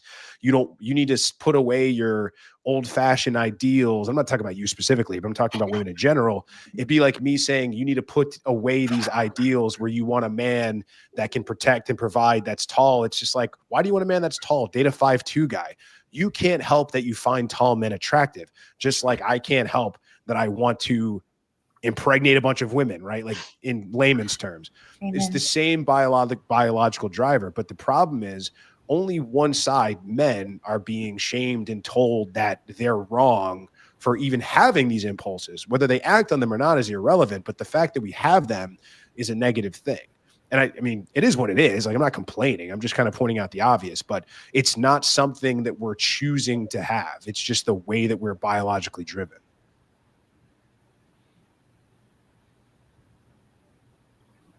In any case. Hey, Moff, Spencer, you guys, Spencer, I got to run. I have to coach my guys. I have like a bunch of clients in town. This has been a lot of fun. I'd love to come on here and do this again. This is it's pretty fun. Victoria, Megan, Ellen, if you guys are ever in Vegas, we'd love to have you on Access Vegas. We're doing it tomorrow night. You guys always welcome. We take you out to dinner afterwards, and any place you want to go to in Vegas, we'll hook you up. Okay. I might be this weekend actually, so I'll All let right, you know. beautiful. Well, please hit me up. All right, guys. Thank you so much. Michael, thanks. Thank Bye, you. Michael. Bye. All right. I was gone for basically the whole show, but Yeah, I know. internet's You guys are on finally the working same- for me to You be guys are on here. the same Wi-Fi, so like you guys are fighting for bandwidth. Are we getting echo? We're good. Okay, cool. Well, we covered a lot. I mean, I want to go back to Ellen. Ellen is, you talked about soulmate statistic, but you're not. You said you're not a believer in soulmates. You said but I don't know if anybody would maybe disagree with that. Like statistically, I think it makes sense. I don't think there's anybody on the panel that necessarily has any disagreements with that. But what are your thoughts on the discussion over the last 45 minutes or so? Would you entertain a guy that's hey, I'm going to be committed to you. I'm going to provide for you. You're going to get the house and the kids and all this sort of stuff. But every now and then, and I'm going to go out and I'm going to step out. You're not going to know about it. It may or may not happen, but I'm going to, if I choose to do it, I'm going to do it. I'll never bring home anything that's going to embarrass you. There's not going to have, no girl is going to knock on my door demanding that I sign, the birth certificate. Or is the sexual exclusivity and the monogamy, is that something that you have a hard line in the sand on? Yeah. So I definitely understand, like your stance and everything on it. Personally, I wouldn't want to do that just because there is still, I guess you could say, like a little bit of a possibility of complicating things. I would probably trust the other woman less than I would trust the guy. What do you mean by that? Because like when people have sex and everything, it's usually the woman that tends to, I guess, biologically have more like emotions, Attachments and everything. And I think that's what would really worry me. It wouldn't worry me so much about the guy because, like if like he doesn't love her or anything, it's kind of like you can just move on. But is that woman necessarily going to move on, or is she going to naturally latch on to him because he's, a certain caliber, Well, let's say you had to make a choice. I guess this question's for you. This question's for Megan as well. Like Victoria, like you can feel free to answer. This is hypothetical, but I think you're kind of, you've got your ideal scenario with your husband and your arrangement there. But we asked this last week, and I think this is a decent, good question. Because again, I really don't think that there's this magical like group of unicorn men out there that are going to have all of these options and then choose to not exercise them. Maybe there's a couple out there, but it's not finding a needle in a haystack. It's finding a needle in the Pacific Ocean, right? So let's just call it what it is. Now, this hypothetical is guy number one, right, is sexually exclusive to you. He will never cheat on you, never run around on you. He's going to commit to you. But in all likelihood, he's going to be a guy that you're just okay with being. You're probably going to have to split some bills or contribute a little bit. If you're going to have kids, you're most likely going to be a working mom. You're probably not going to be able to stay at home because he's just not that kind of guy. Makes a decent salary, nice enough dude, picks up the kids from school, cleans the gutters, all that sort of stuff. But in your eyes, you're settling for this man. Like, you know, you can do better. But he's promising you sexual exclusivity. He's never going to step out on you. Option B, guy number 2, is just the guy we're kind of talking about.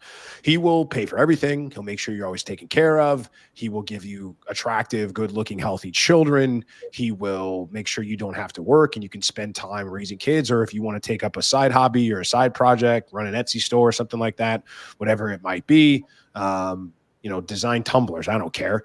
But every now and then he's like, yeah, look, like, don't ask me where I am from the hours of 6 and 9 on Tuesdays and Thursdays. I'm not saying I'm going to, but I'm going to have, if I have the option, I'm going to do what I'm going to do. I have a man who I need variety. I'm never going to embarrass you. I'll never bring back a woman's kids. I'll never bring back an STD. I'll never embarrass you in any way. Which guy are you more likely to saddle up with? Guy number 1 or guy number 2? Guy number 1. So the guy you're settling with. Mm-hmm. Okay. Ellen, what about you? I would probably do guy number 1. Wow. Yeah. Interesting. Yeah. Yeah, it's interesting. I mean, we had the opposite last week. I mean, Yeah, Victoria, I mean, what about Everything's you? give I and mean, I know take. it's hypothetical, but I mean, of course, I'm choosing non-monogamy, but not in a way where you're describing it, where it's like, I'm going to do what you want. Your feelings don't matter. Your boundaries don't matter. I'm going to be gone and you're just going to have to be okay with it. Like, no, you're going to have conversations. You're going to discuss like what is okay and what's not okay and be mature about it. But it's not going to be like, I'm giving you this wonderful life and I'm going to fuck around whether you like it or not. Like, you should come to a compromise. You should come to an agreement. But is there any compromise in relationships? Like, can relationships ever be, does compromise even exist? Like, how are you, like, is a 50-50 relationship something that you really believe in? No, I don't believe in 50-50. Oh, okay. No. Okay. So there's an like, ultimate there's decision things that are maker. just different. Like, pregnancy is there not an 50-50. Is there an ultimate decision maker in the relationship? Like, Sorry. Is there an ultimate decision maker? Like, is there somebody that has ultimate authority in the relationship? No, there's got to be agreement and understanding and compromise in that way. Like, not one person makes the one decision and then it's that. Like, there's definitely conversations that are had about lots of things. So let's say you and your husband are having a conversation over something that is consequential, where there's no room for compromise. Let's say you're trying to decide whether you're going to put your kids through private school or public school. There's only a left turn and a right turn. There's no third path. And you are dug and set in and you've drawn your line in the sand and he is not budging. How do you ultimately decide who gets their way? I think what is in the best interest for the child, like what opportunity for them is going to be the best. Is it going to be public school or is it going to be private school?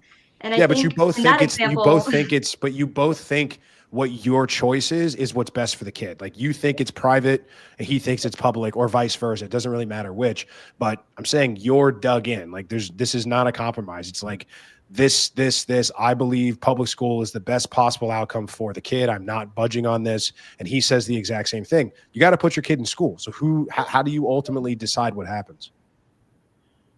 I think, and that were to be the case, what I would do is we could try like both. Like, try the private school route, see if it goes well, and then if it's not going well, then do public school. Like, I think Who it's gets to okay go to first? do both.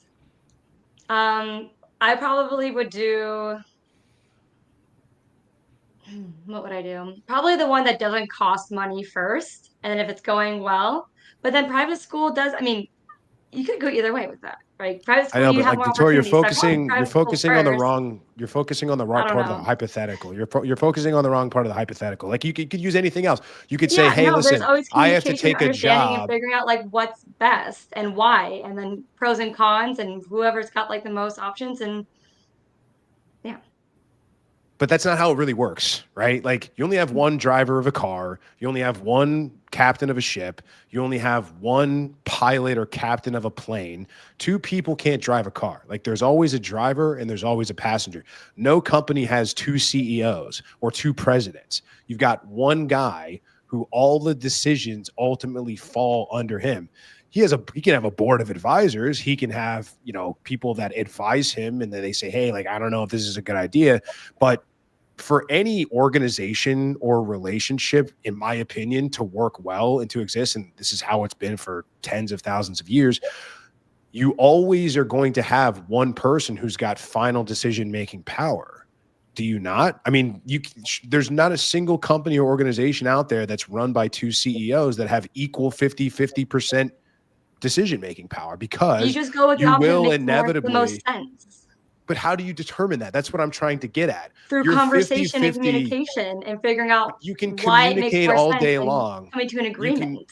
You can communicate Like all just day because long. a man wants to make I have the end all be all and your opinion doesn't matter, that's not the case. Like you have to figure out Well, that's why not I have necessarily this what I'm opinion on saying. something and why I'm I not. think yours is I'm not not the right answer. And necessarily then you kind of saying. agree.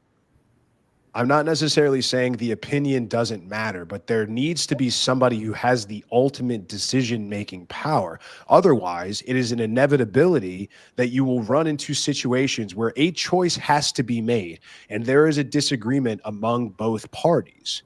One party thinks we need to do A, and I'm not going to budge, and one says think we should do B, and no amount of communication, no amount of lawyering, no amount of sharing feelings is going to get anybody to see the other person's side any differently. It's not going to get them to change their mind. So ultimately, somebody has to have that ultimate decision power, or else you're gridlocked forever, and then your kid doesn't go to school, or whatever I guess other. in my situation, I guess I don't have a proper answer because when my husband and I have conversations and disagreements, we always choose what has a better outcome and why. So we go back and forth. So I don't know what would happen if someone feels very fiercely about something and there's like no room for change. There's no room for like anything. Like I think people can have their opinions swayed and have better understanding of things. So I don't have an answer, but maybe Ellen or Megan do. Yeah, please. So I guess I'll go next. My parents, they've been married since '87. My dad always is the one that makes the final decisions. But it's never my mom. My dad is a very smart, intelligent man, and my mom trusts him. So, and everything works out just fine for them. So I don't know. I agree with Moff because I look at my parents as an example, and they fit that exactly what he says. So I'll give you an opposite example. So I grew up, well, not that my dad is unintelligent. He's very intelligent, but I grew up just no explanation. The Bible says the man is, the owner of the house. He makes the decision. So I grew up kind of trying to defy that. And I was like, well, I want to make the decisions. That's stupid. And then I got into some relationships where I was the decision maker, but then I would kind of get the ick from them. And I wasn't like as attracted to them because I was the more dominant one. And so now I'm kind of trying to find more of the middle road, but I do feel like ultimately one person does make more of the decisions. Yeah. And I think I'm single. I don't have an answer as to who that's going to be my next one, but I do feel like it's one or the other usually. Yeah. I think when you try to find a guy, you want to find a guy that you can trust their decision making. If you can't trust their decision making, it's deep down, it's just not really going to work, and you're never going to be 100% happy. You're looking for a guy that you respect and look up to, right? Yeah. Now, you can provide more information when a decision comes up and weigh in with what your thoughts are. But at the end of the day, he's normally going to be making the final decision. Now, if you require that every time a disagreement comes up, you have to negotiate this and meet somewhere in the middle or get more of what you want. Over time, you're going to learn that you can just keep doing this until you turn him into a different man, what you think is better, but actually that ends up being a man that you're not attracted to. Yeah. Yeah, I mean, women want to be the passenger princess, don't they? They want a guy that's decisive. They want a guy that's going to lead. They want a guy that's going to make decisions. Like I've never heard women say, I want a guy that's indecisive or that is not going to be able to make decisions when it comes to things like that. And so, and listen, like I think part of this also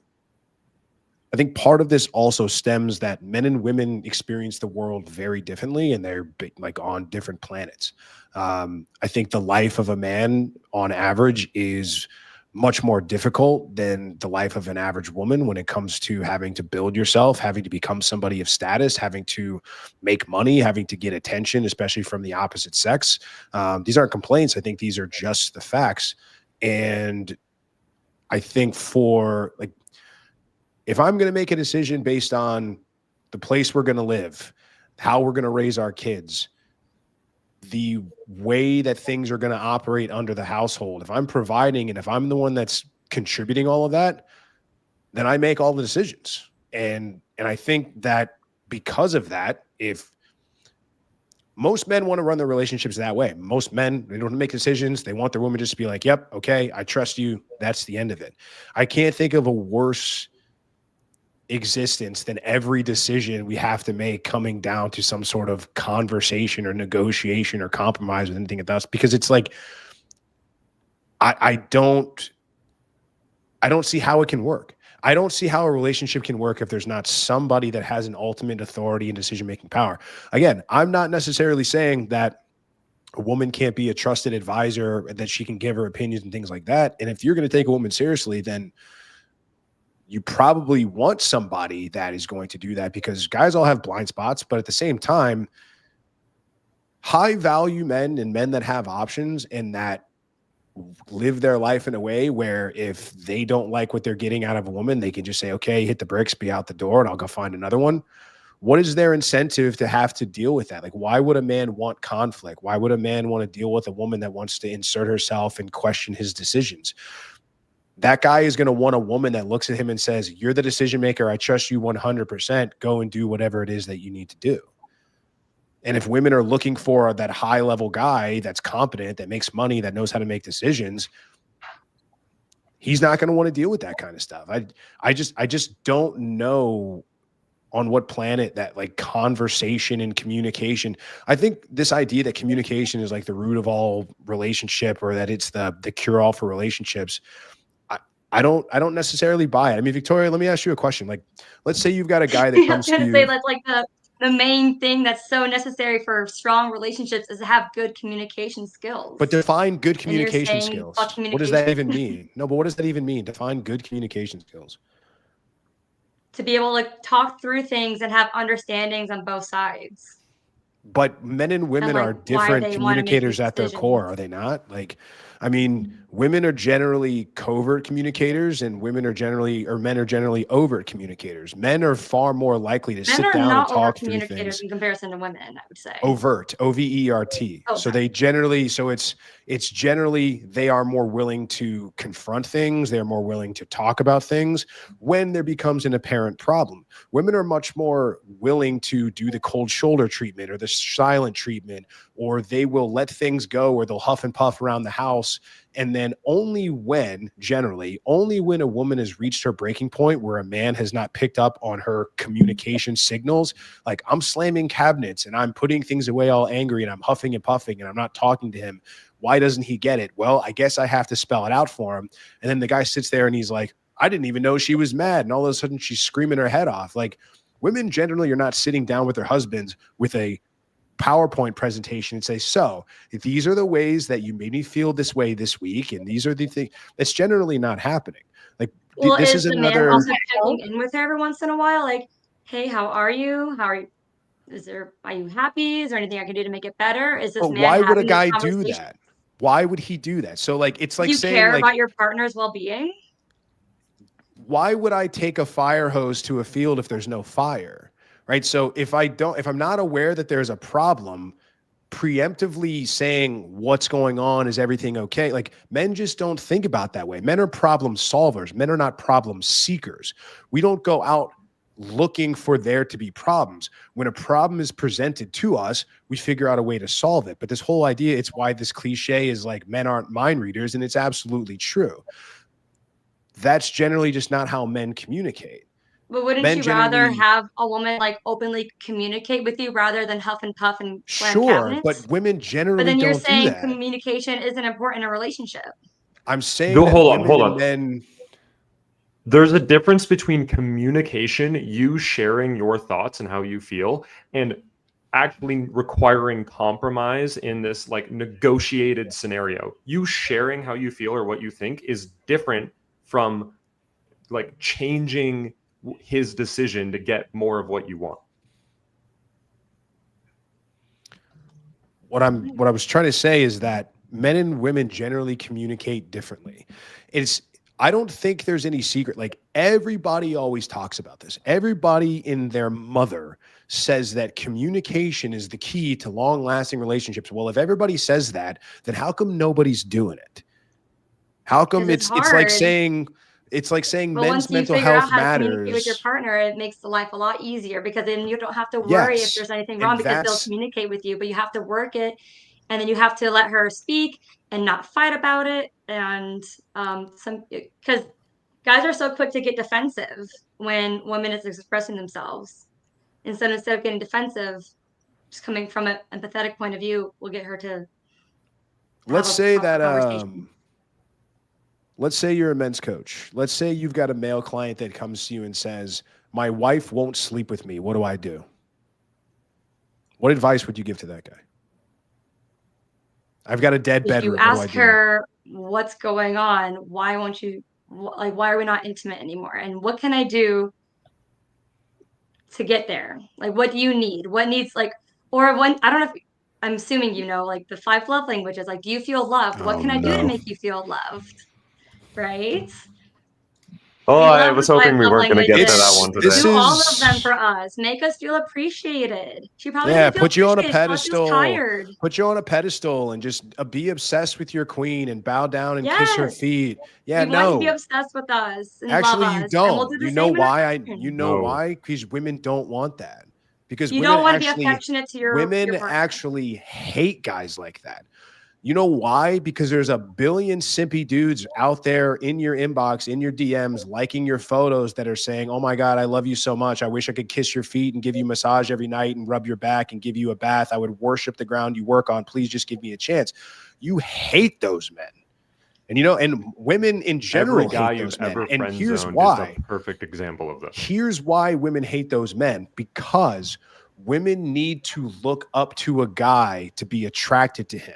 Women are hypergamous, which a man needs to be better than her on the socioeconomic ladder. She wants to look up to a giant. She doesn't want to look down upon a guy that's kissing at her feet. And putting Women her up want on to a be treated pedestal. well. But I've dated them. Dude, but that's the difference. Go Victoria ahead, and I Megan. I want to come back to this, but go ahead. I've dated them, and my mom would always say that You find them he disgusting. treats you like a princess, and he worship. I mean, we shouldn't say worship, and I hope they don't say this ever. Oh, But they like, do. I wasn't attracted to them. Like, I was looking for more of a dominant personality, somebody who was more masculine. So I think they're talking about like a simp, And you know who gets laid the most? You know who gets women the most? The guys that are aloof, the guys that are players, the guys that are manipulators, the guys that are running behind and not texting you back. Those dudes are getting women thrown at them all the time. And women will say, "Oh, it's manipulation or it's gaslighting," or they'll create all these things. But it's like, in reality, it's like, he just really isn't into you. But how many women have said, "Oh, I love this guy so much. I can't get enough of him. He literally worships the ground I walk on, buys me flowers every single day. He's obsessed with me." Or is it, "I can't stop texting this guy who doesn't give me the time of day, who doesn't really want anything to do with me, but I can't get over him because it's the best lay I ever had," or this and that and the other. Women hate men that put them on pedestals. And if this stuff didn't work, men would stop doing it. If being a friendly guy or being a dude that's the shoulder to cry on and was just so in tune with your feelings and just said, "Tell me everything you want to tell me," and I'm like, "Oh, everything's amazing." If that stuff worked, more men would do it. And those dudes would actually be getting laid, but they're not. And to the point of love languages, see, this is why, because communication, like, no, women want guys that just get it. No woman wants her husband or her man, who she's already disgusted by because she won't even sleep with him. She already sees him as like a piece of shit, basically. To sit here and say, what more can I do? How can I self-flagellate myself more? How can I be more of a bitch? How can I be more of a pedestal, of a prop for you so that you will please throw me a piece of ass? It must not be something that I'm doing.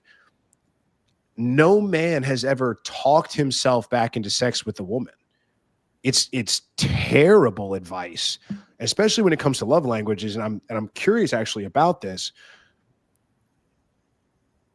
It's agreed upon, essentially, the 5 love languages. And I don't know if you ladies know the history of this. And if you don't, that's okay. If you do, that's fine.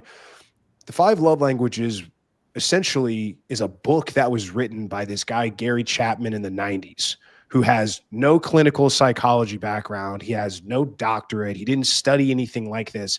He was a Christian marriage counselor, and he basically wrote this book based on his own compiled anecdotal stories. And the only time that the 5 love languages have ever been put to any sort of clinical scrutiny, they failed. Like, there's no evidence to support that people have love languages, that these are the only 5, that people have a primary and a secondary or anything like that. And yet it's permeated popular culture to say that this is like the blueprint to run relationships. So and this is all stuff you can fact check. Like figuring out like what makes you feel loved. Right. But that's not what we're talking about though. Right. It's because most men have, if you were to say, like, they probably have the same primary love language, just with intimacy and physical touch, if we're going to go down that road for a second, because men are generally physical creatures. We like sex. We like intimacy. We have high testosterone. We have a high, healthy sex drive, right? Most men, that's their primary. I think if a guy doesn't have their primary, I think they're probably low testosterone and they need to go to the doctor and get that checked. But I don't think that we need to like fluff these things up. And here's the thing too. It's like, I like getting gifts. So therefore, or I like acts of service. That's the one that men hear a lot. And what that essentially will lead to is what we call chore play. Whereas like, oh, I don't want to have sex with you because you're not doing enough chores around the house. Maybe you should help me wash the dishes. Maybe you should help me pick up some laundry. Maybe you should help me cook dinner while I get my nails done or something like that. And now there's even reports showing that the more household chores that men do, they actually lead to less sex over the long run. I call bullshit. It's true. I could show it to you. Like, there's a study that we could show you. There's research that shows the more feminine sort of around the house jobs, men that do pink jobs around the house, laundry, dishes, cleaning, things like that, they have less sex than men that do things around the house like fixing shit, doing yard work, doing more traditionally blue jobs. Here's the real reason that men aren't getting sex in their marriages in their dead bedrooms, is because their woman knows that he has no other options. Women hate a man that can't get other women. Women hate a man that can only get them, because what do they think? Why can't this guy's not getting looks from any other women? None of my friends thinks he's attractive. None of my friends thinks he's good enough for me. Maybe I'm wrong. What do I see in this guy? Oh, he's unattractive to me. Women hate more than anything to be pedalized by a guy that thinks that she's better than him. And it's funny because it's like, and Victoria, I don't mean to pick on you. You've been a great sport. Let me just say this. I'm not trying to pick on you. And I think you're a great sport. And I hope we have you back on the show. But this is the advice that millions of men are hearing every day. Like, learn her love languages, do more around the house, like run more baths for her, like massage her feet more. And all that does is lead to more resentment, because the guy he's got no balls. How could having more help be a detriment? Because women don't find that attractive. It might be cool that you can like now I can take a bath and I'm not going to do laundry. Unattractive if a guy I get what I'm doing that. That's a woman's job. Like, I obviously I don't. That's not what I'm saying though. Pick up after him all the time, but I will say, like, I don't want to do the fixing the house and things like that. So I would prefer to do what you call them, pink chores. Like, I would prefer to do that if he could do the other ones. So I don't know. Like, I get what your point is. Like, I don't want someone to probably draw my bath and be doing all of the dishes all the time. Like, every once in a while, sure. Like, that's awesome if you want to help me out if I've had a bad day. Like, I totally get that. I'm not saying I'm going to get the ick if they've done the dishes for me one time, but I think the majority of the household work I will probably be doing. But I don't know. I guess I have like. It all stems from biology. It all stems from biology and evolutionary psychology. Like Michael was talking about earlier, the guys that reproduced, and the reason that you're attracted to a guy with washboard abs and broad shoulders and a guy that's tall and who has muscles and who is strong and who can run fast, because those are all indicators of being a warrior, being a good fighter. The reason you don't like fat guys with beer bellies that are short and fat and bald is because those are indicators of low testosterone, probably can't fight, can't protect you, can't provide for you. So the guys that were getting sex and that were having women around and that were creating more children, there were only ever two ways, and these ways still exist today. The only reason, or the only ways that men ever got laid hundreds of thousands of years ago is A, they were a warrior and they were attractive and they could protect and provide, and women are attracted to men who have the ability to gather and procure and keep resources. Or you had the beta males essentially who would participate in what's known as like sneaky fucker game. Basically, they would try to disguise themselves as a friend zone or a friend of the woman, or this still occurs in some biological circles today, where a woman will see an alpha man and she will prepare herself, and then the beta fish sneaks in and tries to impregnate her with his own genes. So that's why you see these male feminists are at these Donald Trump rallies with their pink hats and they're fat and they're losers and they got nothing better to do on a Tuesday than pretend that they're standing for women's rights. But those are also the very first guys that when they get rejected, they're yelling at you. They're mad at you. They're mad that you're not giving them what they want. And that's exactly what's happening. So the men that are exhibiting these beta behaviors, you're biologically wired not to find them attractive. You're biologically wired to find men attractive that are competent, that can get things done, that can protect, that can provide, that are hunters, that can go procure resources so they can bring them back to you. Not the guy that's cleaning your floors or that's doing the dishes, not the guy that's sitting at home taking care of the children. Right. It's not something that women are attracted to or aroused by.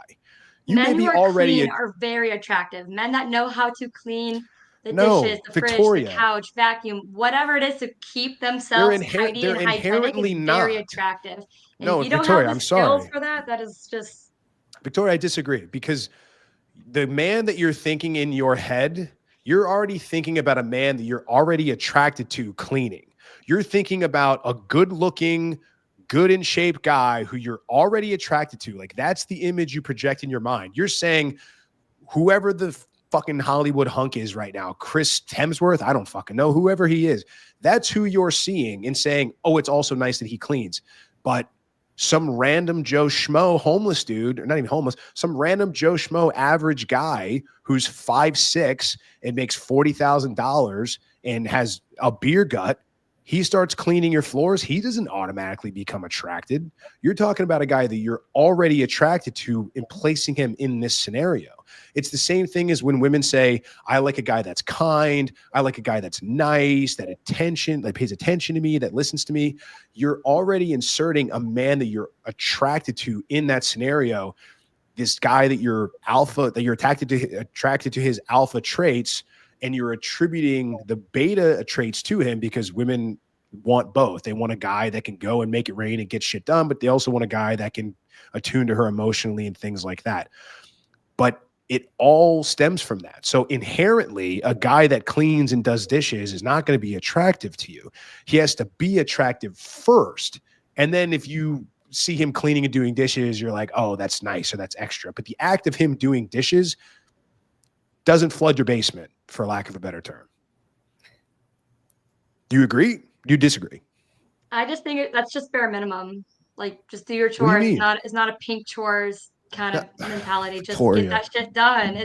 Victoria, that's not what I'm saying, though. Did you? But it is.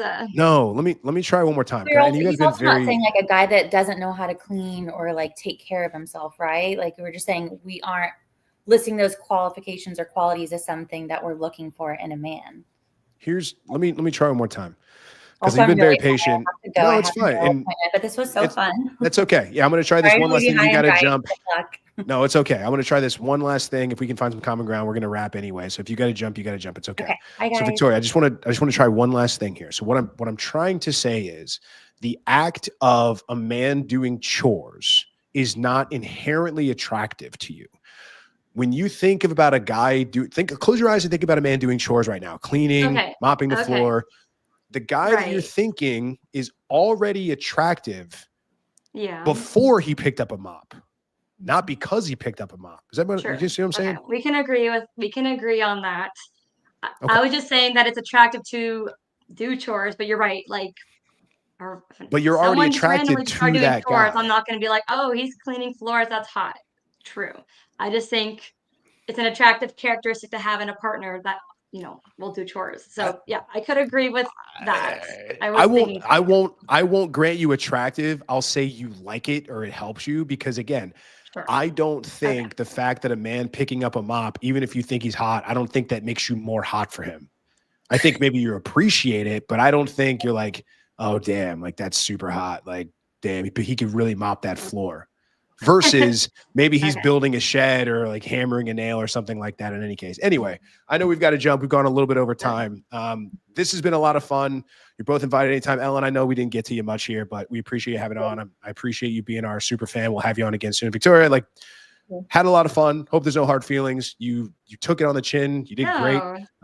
Stay in touch with Spencer and all that good stuff. We'd like to have you on again. Sure. I'm not always the regular host. I hosted last week because I was subbing in, and then I hosted tonight because Michael was our guest. And for you guys watching at home, myself and Spence are going to be on Access Vegas tomorrow night. I believe it's at 7:45 Pacific time, I believe. So I think that's like 10:45 Eastern time, but going out to Vegas, going to do a show with Michael and Spencer and a couple of ladies. Then I'm right back here in Florida. So check that episode out.